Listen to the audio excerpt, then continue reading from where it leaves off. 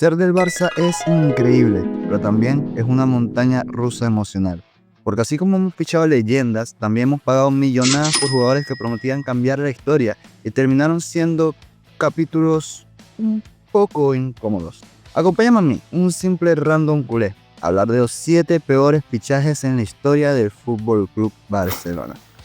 En el puesto número 7 tenemos a Keirin Son, que llegó en 2009 a cambio de 14 millones de euros.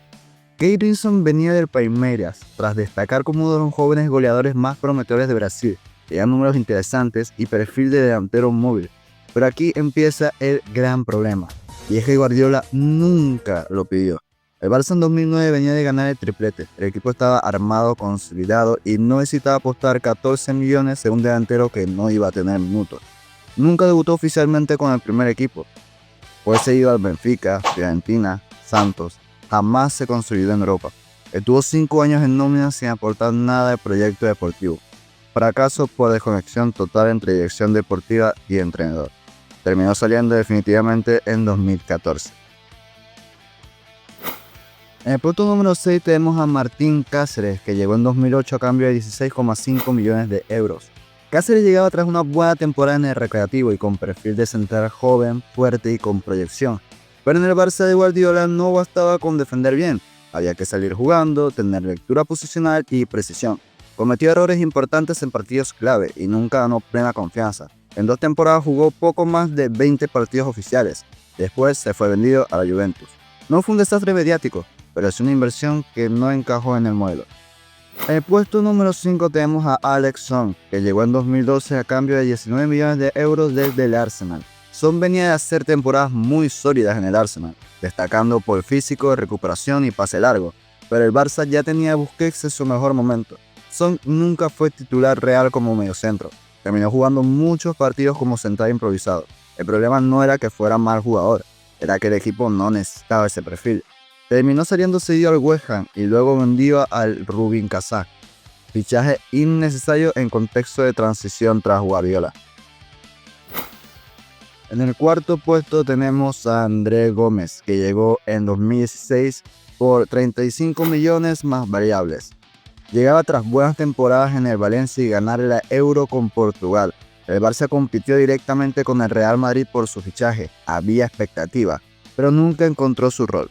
No era suficientemente creativo para hacer un interior ofensivo, no era suficientemente dinámico para sostener el ritmo defensivo. Jugó más de 75 partidos oficiales, pero casi nunca fue determinante. El propio jugador confesó después que la presión en Barcelona lo afectó mentalmente. Se fue al Everton tras una sesión.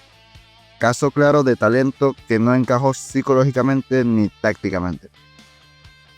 En el puesto número 3 tenemos a Philippe Coutinho, que llegó en 2018 por 120 millones de euros más 40 en variables. El fichaje más caro en la historia del club. Venía de ser estrella absoluta del Liverpool, líder creativo, decisivo y con libertad total en la Premier. Pero en el Barça post-Neymar todo era inestabilidad. Nunca tuvo una posición clara, con Messi ocupando zonas interiores, Coutinho quedó desplazado. Jugó más de 100 partidos oficiales y tuvo buenos momentos, pero jamás fue diferencial en noches grandes. El punto más simbólico, marcó 2 goles al Barça en el 8-2 jugando con el Bayern. Terminó saliendo a Aston Villa por una cifra muy inferior a la inversión inicial. Fracaso por mala planificación total. Y llegamos al puesto número 2, que está ocupado por Ousmane Dembélé, que llegó en 2017 tras 105 millones de euros más variables, que echando el cálculo dicen que son hasta 147 millones. Fichado como reemplazo directo de Neymar. Talento puro, desequilibrio, velocidad, ambidiestro, pero desde el inicio sufrió lesiones musculares graves. En 6 temporadas jugó menos partidos de los esperados y tuvo largas ausencias. Cuando estaba bien, demostraba nivel top. El problema era la continuidad. Terminó saliendo al PSG tras activar la cláusula reducida. Más que fracaso absoluto, fue una promesa que nunca terminó de explotar del todo. Y llegamos al final del top. El puesto número 1 lo ocupa Antoine Griezmann, que fue fichado en 2019 por 120 millones de euros. Campeón del mundo, figura del Atlético. pero el Barça ya tenía a Messi jugando donde Griezmann rendía mejor. No era extremo natural, no era delantero centro clásico y el equipo no estaba construido para él.